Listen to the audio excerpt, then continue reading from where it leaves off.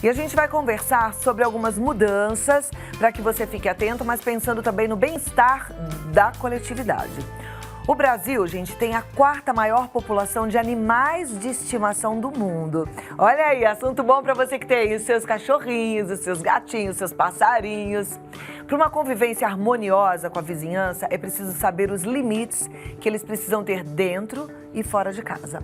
E para falar mais sobre esse assunto e também sobre as novidades da lei ambiental, eu recebo hoje o Dr. Alessandro Azzoni, que é advogado e economista, presidente da Câmara Técnica de Relatório de Impacto da Vizinhança da Secretaria Municipal do Verde e do Meio Ambiente, membro do Conselho Municipal do Meio Ambiente e Desenvolvimento Sustentável. Ele é o coordenador da Comissão Política Urbana e está aqui com a gente hoje. Seja bem-vindo, doutor Alessandro.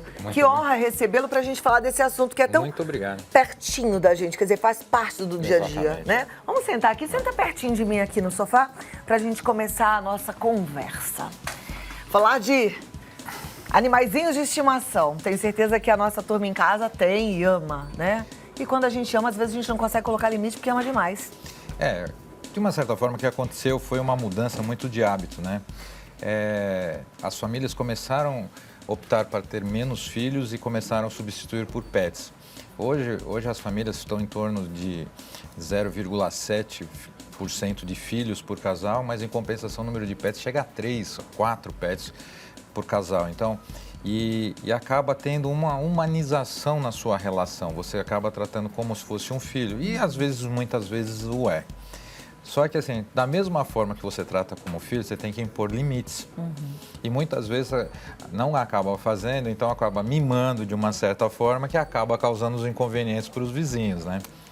Então essa é uma questão assim muito dessa substituição, né? Então você acaba dando valores muito fortes, assim, acaba mimando, na verdade. Mimando, aí fica aquele cachorro que o dono sai, late o dia inteiro, né, não respeita, porque não sabe, né, não tem acesso a isso, mas o dono não respeita as regrinhas de limpar o chão na hora do cocô, do xixi, quer dizer, a cidade vai ficando suja, vai incomodando a quem passa pela calçada, mas tem outros problemas maiores, né, quando a gente fala de animais de estimação, a gente pensa muito no cachorrinho, porque aí deixa esses rastros, mas os outros também podem, de alguma forma, interferir, né? Hoje a grande população que nós temos são cães e gatos. Muitas cidades já começam a fazer algumas regulamentações para justamente dirimir esse problema, porque acaba, de uma certa forma, chegando numa esfera judicial, acaba chegando numa esfera administrativa de uma denúncia numa prefeitura e essa questão acaba ficando sem uma normativa e algumas prefeituras acabaram fazendo algumas legislações. Aqui em São Paulo nós temos uma que começou em 2001, que foi aquela que começou a multar quem tivesse seu cachorro ou seu gato que fizesse sujeira e não recolhesse, aplicasse multa. Só que aquela lei ela foi um pouco mais ampla, né? Ela acabou até limitando o número de animais dentro de casa. Então existe uma limitação dentro aqui da cidade de São Paulo, por exemplo, que você pode ter no máximo 10 animais. Fora isso, você tem que pedir uma autorização para o controle de zoonose. Então, na verdade, a gente tem que entender o seguinte: da mesma forma que nós convivemos harmonicamente em condomínio ou na nossa vida, nós temos que usar o bom senso. E com os pets são a mesma coisa. Não adianta nós falarmos que eles são irracionais, mas a responsabilidade dele hoje é do proprietário. Então, o proprietário é responsável pelos atos dos seus pets. Quais são as ocorrências mais frequentes e motivos de ações judiciais? A maioria é barulho, ruído, excesso de ruído, cachorros que ficam latindo o dia inteiro ou fora do horário, gatos que acabam fazendo sujeira na casa dos outros, quebrando telhado, também aquela parte do ruído à noite dos gatos. Então, na verdade, o maior mesmo é ruído. Então acaba incomodando a hora que a pessoa quer dormir ou a hora que a pessoa está em casa, aquele latido constante, o miado constante. E muitas vezes a pessoa não entende que isso pode ser um problema. Claro. Não só para o vizinho, mas para o seu pet. Ele pode estar com algum problema, ele pode estar com estresse, porque ele está cansado, ou ele está com fome, ou ele está com frio, ou está mimado, então você precisa colocar A maioria dos casos que a gente tem acompanhado, com o adestramento do cão, você acaba eliminando o ruído.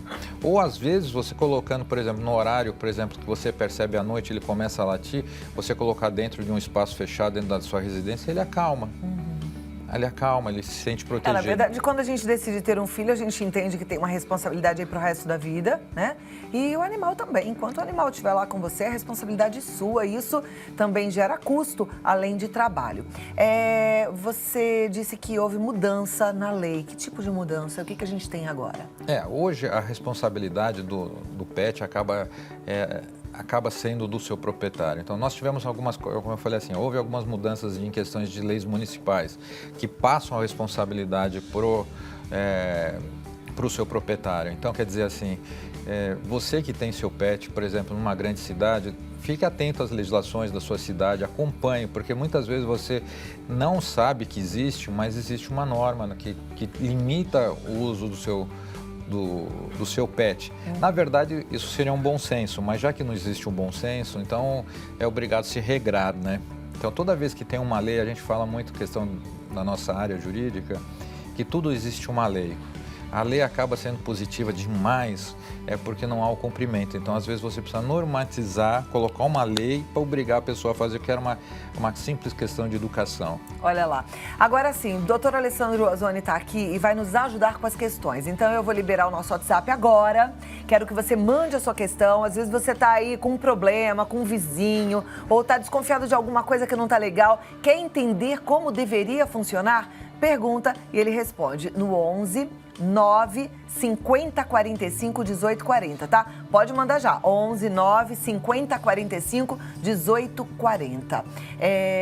Em termos de pássaros, existe algum tipo de reclamação? A lei também contempla esses animais? Sim, a questão de pássaros, a gente tem que tomar cuidado para aquelas pessoas que acabam comprando um animal. Existem animais que são proibidos da nossa fauna, de você ter em casa, tipo papagaio, tucano, essas espécies você acaba comprando e você pode estar cometendo um crime ambiental.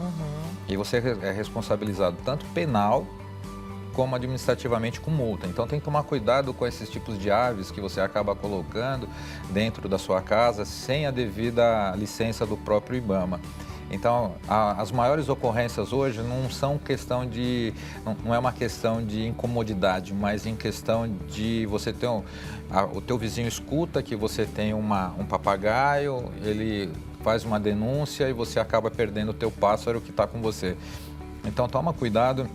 Ao adquirir, compra sempre pássaros que sejam anilhados, né? Eles têm um anelzinho que tem todas as informações e isso é feito pelo controle do IBAMA. Então, isso às vezes acaba causando constrangimentos, doenças em família, porque você perde aquele passarinho que você tanto gosta. Então, as maiores ocorrências não é por reclamação. Agora, nós temos uma questão que é de zoonose, que é a questão das pragas urbanas, né? Não só as pombas, mas morcegos, essas questões. Até hoje, agora, nos grandes centros, nós estamos tendo uma invasão de urubus. Os urubus estão chegando Nossa. E aí a responsabilidade de quem? Pombas, morcegos, urubus? A responsabilidade é da questão das zoonoses. Você pode ligar para o controle de zoonoses, eles têm que fazer a manutenção. O que não se pode é você tentar, por pena, tentar alimentar esses animais. Por exemplo, hoje a pomba acabou de ser sancionada uma lei municipal pelo prefeito de São Paulo, aqui, Bruno Covas, que proíbe a alimentação de pombos. Na verdade, tem uma explicação tudo isso. A pomba hoje, ela acaba tendo ela acaba disseminando uma doença que muitas vezes se dá pelas fezes dela, quando ela se seca. Então você vai fazer a limpeza dela, ela solta um pozinho e você aspira aquele pó. E ele causa inúmeras doenças, né? E muitas vezes você não relaciona, a doença ela só vai se manifestar 3, 4, 6 meses após você ter feito a manutenção. Então você não vai fazer a associação do que era. E você pode ir a óbito até. Puxa. Então, toda vez que você for fazer alguma manutenção onde tem a questões de fezes de pombo, umedeça a área, não deixa, ou põe a máscara, mas assim, sempre umedeça. Eu estou com a minha janela porque tinha um ninho de pomba que sujou. Você vai umedecer, vai colocar uma mascarazinha e vai limpar. Mas nunca faça seco, porque aquela fuligenzinha, se você aspirar, você pode pegar uma doença. Aquela brincadeira nas pracinhas que tem igrejas e aí ficam várias crianças e joga milho, vem um monte de pombinha. Aquilo também é perigoso? Sim, é. Sim, ela tem fungos, ela tem a pomba, ela, infelizmente, não é pelo... Gente, ó, eu não estou falando para vocês matarem os pombos, não é isso, gente. É que a cidade evoluiu de uma certa forma e a questão da sujeira que a cidade acabou tendo por causa de uma questão de bom senso também. A pessoa descarta os resíduos em qualquer lugar. A pomba, ela se adequou a essa realidade de sobreviver comendo resíduos. Então, ela é suja. Então, no momento que você pega ela, vai colocar milho, põe na mão, então você está correndo um risco, na hora bate as asas, sai alguma contaminação. Então, perigoso. É perigoso. Pode parecer engraçadinho, mas é melhor evitar esse risco. Muito perigoso. Eu tenho uma pergunta aqui, a Ana Maria, ela é de Piracicaba e ela quer saber o seguinte: no meu condomínio, agora proibiram animais de estimação. Eu tenho um cachorrinho, não vou me desfazer dele. Eles querem que eu me mude. Isso está correto ou eu devo entrar na justiça? Deve entrar na justiça. Já é pacificada essas decisões. É o seu direito de propriedade. Desde que seu pet, vamos dizer assim, teu cachorro ele nunca causou problema, nunca causou dano nenhum, você não recebeu notificação, ele é um animalzinho que você sempre teve, você tem o direito de mantê-lo dentro do seu apartamento. Não essa é uma regra que foi colocada, mas já está sendo pacificado esse entendimento. Mas você tem que entrar com um ajuizamento de uma ação, já que não há o bom senso no condomínio e mantê-los. Ok. E o Tiago de Ourinhos, ele fala: quando o cachorro do vizinho sai da casa dele e vem latir no portão da casa dos outros, o que fazer? Não, mas é um caso, vamos dizer assim, se for um caso... Não é constante, vamos dizer assim, que eu não digo que é constante, é ficar o dia inteiro latindo, mas somente no momento que ele passeia, é uma questão de bom senso. Tenta conversar com o seu vizinho explicando que provoca o seu animal ou provoca o pessoal dentro de casa, tenta conversar harmonicamente. Eu acho que nesse caso não é uma coisa constante. Se ele ficasse latindo o dia inteiro na porta, aí é outra coisa. Aí dá para se entrar com a lei de contravenções penais sobre a questão de impedimento de sossego, dá para se fazer. Então já responde a Rosângela de Divinópolis, que ela pergunta exatamente isso. Quando o cão late o dia inteiro porque os donos saem para trabalhar e não aceitam as reclamações. Então, existe assim, você tem como fazer a prova, você tem como gravar hoje no celular, você tem como fazer esse registro. Vai para a delegacia, tem a lei de contravenções penais, no artigo 42, no seu inciso 4º, fala que os proprietários de animais são responsáveis pela geração de ruídos. Então, a incomodidade está garantida ali. Então, você consegue que uma decisão penal o delegado possa chamar eles para tentar resolver o conflito, uma vez que você não o consiga de forma espontânea. Perfeito. A Maria Cecília, ela é de Matão, no interior de São Paulo. Ela diz: o meu vizinho tem morcegos no forro da casa e não toma providências. Como devo agir? Nesse caso... tente buscar o controle de zoonose. Às vezes até o próprio vizinho pode ter medo. Ele não o mantém por causa de que ele cuida dos morceguinhos, não é isso não, gente. O controle de zoonose da cidade é responsável por eliminação dessas pragas. A gente fala, coitadinho deles, são pragas, mas assim, numa certa quantidade, nós temos que pensar assim, na cidade, ela acaba numa certa... urubu, pomba e morcego acabam sendo pragas urbanas. Então, assim, procure o controle de zoonose da sua cidade, que provavelmente eles vão tomar providências de... Lógico que eles só vão poder adentrar na residência a partir do momento que o seu vizinho autorizar, né? Ok. A Gláucia do Rio de Janeiro, ela diz: minha afilhada ganhou um jabuti, que era da avó, não é registrado. O que eu devo fazer? É uma situação complicada.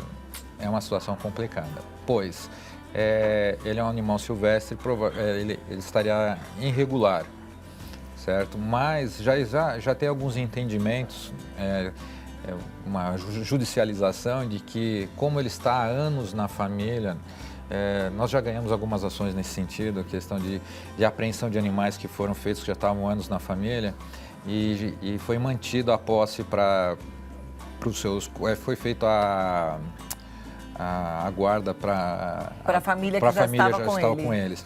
Então, assim, só toma cuidado se alguém for fazer alguma reclamação, se você tiver uma apreensão, dá para se judicializar o direito de você ter seu animal com você. Mas então seria melhor ela agir antes de receber uma reclamação? Não tem como?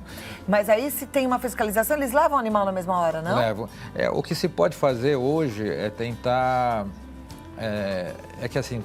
É delicado. É delicado, porque vamos pensar bem assim, não existe regularização de animais silvestres, não existe essa hipótese. Ou ele já nasce em cativeiro regularizado, não tem como, isso é importante vocês saberem. Se vocês comprarem um animal e a pessoa falar assim, não, eu vou regularizar para você, é impossível isso ocorrer. Não se regulariza.